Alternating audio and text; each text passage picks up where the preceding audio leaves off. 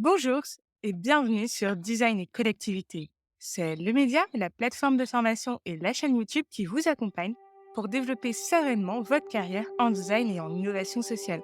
Enchantée, je suis Erika et j'aurai le plaisir de vous accompagner dans cette aventure. Aujourd'hui, nous allons parler de 4 conseils pour animer un atelier de co-création. Pour celles et ceux qui ne savent pas, un atelier de co-création, c'est un espace dans lequel on réunit un groupe de participants. Il peut s'agir d'un atelier en présentiel comme en distanciel, donc en ligne. Et dans le cadre de cet atelier, nous allons faire en sorte de co-créer avec nos participants, c'est-à-dire concevoir, imaginer des solutions, prototyper des choses, expérimenter. Donc c'est un espace vraiment de créativité. Le premier conseil que j'essaie de vous partager sur la création d'un atelier de co-création, c'est de créer un cadre bienveillant. Certaines personnes ne sont pas habituées aux approches d'intelligence collective, c'est-à-dire le fait de mettre autour de la table plusieurs personnes qui vont pouvoir partager librement leur point de vue. Cela nécessite de faire preuve d'empathie, d'écoute active et bien sûr de bienveillance. C'est pour ça que le premier conseil est de créer un cadre de bienveillance, pour éviter que, par exemple, Emmanuel se mette soudainement à dire à Sophie de se taire et que son idée est bête. Concrètement, c'est des choses qui me sont déjà arrivées quand j'ai débuté mon aventure en tant que designer pour animer des ateliers de co-création.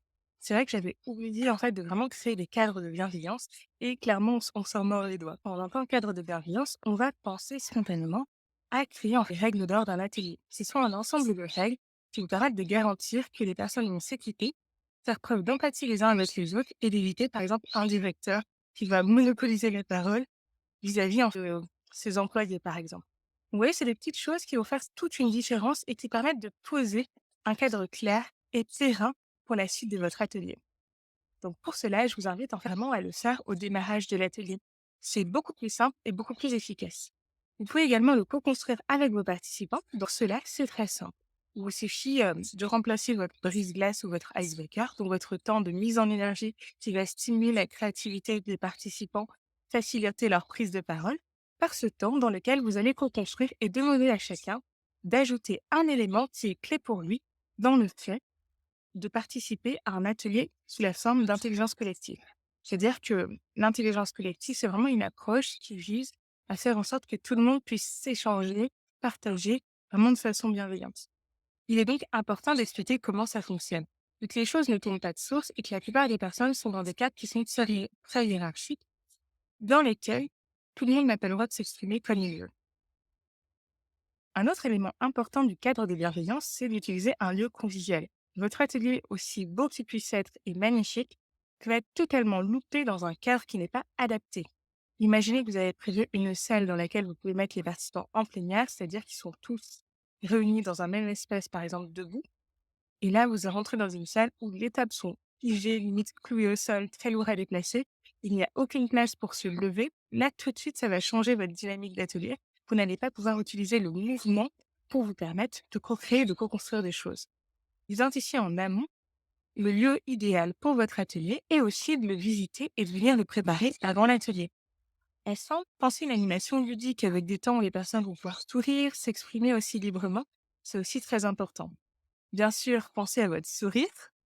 C'est important aussi d'avoir vraiment un animateur qui soit agréable, bienveillant. Donc, votre posture et l'énergie que vous dégagez aura toute son importance. Une autre petite astuce concernant le lieu, vous pouvez utiliser une salle en intérieur qui est lumineuse et colorée, mais vous pouvez très bien aussi le faire en extérieur. Il faudra juste penser à charger votre matériel si vous avez besoin d'utiliser un visioprojecteur ou des éléments qui sont plutôt numériques, mais cela se fait très très bien. Le deuxième conseil que je souhaite vous partager, c'est de rythmer votre atelier. Tout simplement, il est très important de pouvoir faire en sorte que les participants puissent varier les postures. Par exemple, arriver en étant par exemple debout, finir à un moment en étant assis autour d'une table et après de pouvoir déambuler et se lever librement. Donc, c'est des petites choses aussi qui peuvent apporter du rythme dans votre atelier, mais le rythme vient aussi dans la façon dont vous structurez votre atelier. Vous pouvez par exemple énoncer des objectifs qui sont clairs avec des verbes d'action. Je vous invite pour cela à regarder la précédente vidéo sur comment on conçoit un atelier de création. J'expose quelques exemples qui pourront vous permettre de peaufiner tout ça. Rythmer votre atelier veut aussi dire s'adapter à ce qui se passe. Si par exemple vos participants viennent d'arriver à vos 10 minutes dans votre session de brainstorming, donc de remue-ménage où on imagine, on génère des idées, vous allez pas les couper tout de suite. S'ils ont besoin de 2, 3, 5 minutes de plus, on est flexible, on s'adapte à eux et on fait en sorte de leur laisser une marge pour qu'ils puissent aussi créer des choses. C'est aussi possible parfois que vous vous rendez compte qu'il va falloir supprimer une étape de votre atelier en direct. Si cela est possible, bah, vous vous adaptez. Si c'est vraiment une étape essentielle, il va falloir revoir le timing et l'ajuster. Et n'hésitez surtout pas à communiquer avec vos participants. C'est-à-dire à leur dire, OK, là, on a clairement dépassé le timing qui était prévu. Je vous invite à aller beaucoup plus vite sur la suite et tout passera bien. Le troisième conseil va être de reformuler, de s'adapter, comme on a pu le voir précédemment, et de rebondir. L'objectif va être, quand une personne énonce une idée, de faire en sorte de reformuler ce qu'elle a dit, pour s'assurer, un, que vous ayez bien compris et que les autres aussi aient bien compris cette idée. Cela permet de valoriser la personne et d'interagir avec elle. Et cela la met en confiance et lui permet d'avoir un feedback lui disant oui, c'est bien ce que tu as proposé. Et ça a tout autant d'importance que d'apporter vos propres idées ou tout simplement de nourrir la réflexion des participants. Une petite distinction aussi entre facilitation à l'intelligence collective et designer. Le designer ne va pas avoir une posture neutre contrairement au facilitateur en intelligence collective, qui lui est plutôt dans une posture d'observation. Il anime les temps, mais il n'a pas une posture de contributeur, c'est-à-dire qu'il ne va pas forcément venir donner ses idées. Si vous êtes plutôt dans une posture où quand vous faites un atelier de co-création, vous participez également à la conception en proposant des idées, vous êtes plutôt dans une posture de designer. En designer, l'objectif, en finalité, c'est de faire avancer le projet. Donc, pour nourrir la qualité des idées, pour la stimuler, et c'est quand même une expertise que nous avons en tant que designer, c'est de savoir générer des idées, des concepts qui sont intéressants et pertinents pour répondre à un besoin. Donc, dans un atelier, nous ne sommes pas dans une posture neutre et nous participons activement à générer des idées. Surtout que derrière, nous allons les mettre en place. Cette petite distinction sera intéressante pour vous permettre par la suite de choisir la posture avec laquelle vous êtes le plus à l'aise. Il est aussi intéressant d'utiliser la technique des neurones miroirs, c'est-à-dire du mimétisme. Si vous voyez par exemple que vos participants n'ont jamais participé à un atelier de co-création, essayez d'adopter une posture assez ouverte et de mimer un petit peu leur posture. Cela va permettre de les mettre à l'aise au fur et à mesure et par le suite, ils pourront aussi plus s'exprimer et participer librement. Sur la partie savoir rebondir, il arrive que vos participants n'aient jamais eu l'opportunité de participer à des ateliers de co-création ou ne sont pas habitués au format que vous proposez. Il ne faut pas hésiter à répéter, répéter et encore répéter les consignes. Cela peut être fatigant au départ, mais le fait de répéter de façon différente en donnant des exemples va permettre aux participants de mieux comprendre ce que vous voulez faire. Vous pouvez aussi leur montrer concrètement, c'est encore mieux. Surtout si, par exemple, on est sur une phase de prototypage où on va vraiment formaliser une idée et la tester. Là, c'est très important de montrer à vos participants ce que vous voulez faire concrètement. Une autre, chose qui peut vous arriver dans vos ateliers, c'est d'avoir un participant qui monopolise beaucoup la parole. Si vous en rendez compte, assez vite, vous pouvez rappeler les règles d'or, donc les cadres de bienveillance qu'on a pu voir tout à l'heure. Si ça vous intéresse, je pourrais faire une vidéo dédiée sur le sujet, donc quelles sont les règles d'or essentielles dans l'animation d'un atelier de co-création et également, vous pouvez nous partager, vos conseils et vos astuces. Cela permettra de nourrir notre réflexion collective. Une autre approche pour les participants qui parlent beaucoup et qui sont très volubiles, on pouvait utiliser la technique des chapeaux de Bono. Donc, ce sont 6 chapeaux dans lesquels il y a différents rôles. Ces différents rôles sont intéressants car vous pouvez délibérément, si vous savez en amont qu'un participant va beaucoup prendre la parole, lui attribuer un rôle particulier, par exemple de rebond sur les idées des autres. C'est-à-dire de faire en sorte que s'il veut partager son idée ou intervenir, il va d'abord le faire en valorisant et en rebondissant sur ce qui a été dit par d'autres personnes. Cela permet, voilà, d'avoir une interaction beaucoup plus. Il peut aussi vous arriver que 2 participants se disputent et ne sont pas d'accord sur le choix de l'idée au moment de la prioriser, donc de choisir une seule idée. Dans ce cas-là, essayez d'identifier les points communs entre ces 2 idées, de voir s'il est possible de les fusionner et si ce n'est vraiment pas possible, de sélectionner celle qui a un degré de faisabilité le plus important. Imaginons que votre participant, pour l'amélioration d'un accueil pour des personnes en situation de handicap, veuille le transformer en fusée spatiale, le degré de faisabilité est beaucoup plus compliqué. Ou sinon, il peut s'agir en s'établir en amont de votre atelier des critères de sélection d'idées avec vos participants, ce qui évitera toute frustration.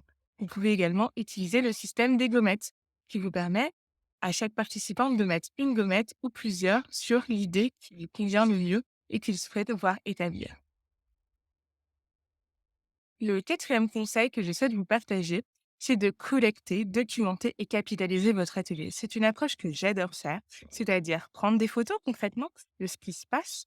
Ça peut aussi être des captations audio. Bien sûr, ces deux éléments, en demandant l'autorisation en amont de vos participants, on ne prend pas des photos, on n'enregistre pas des choses sans avoir demandé l'accord des personnes. C'est une question de droit à l'image.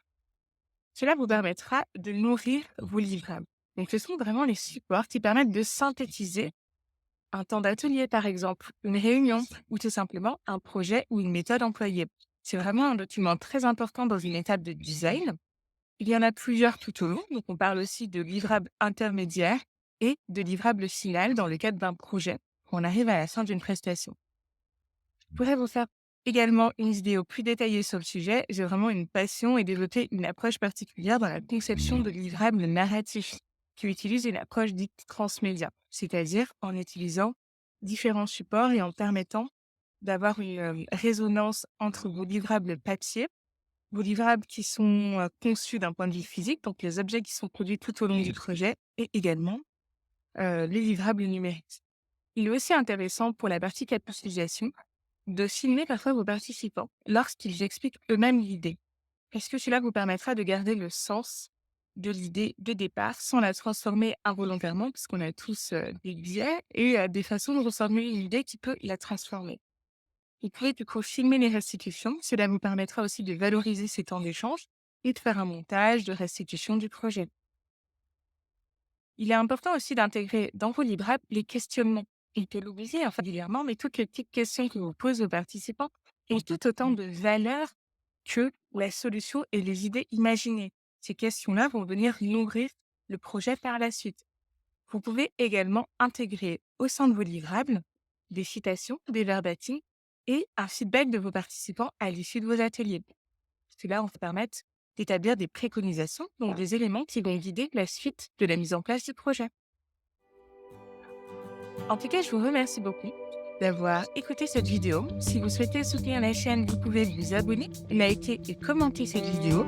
Également la partager me fera très plaisir. Je reste à votre écoute pour la suite. Merci beaucoup.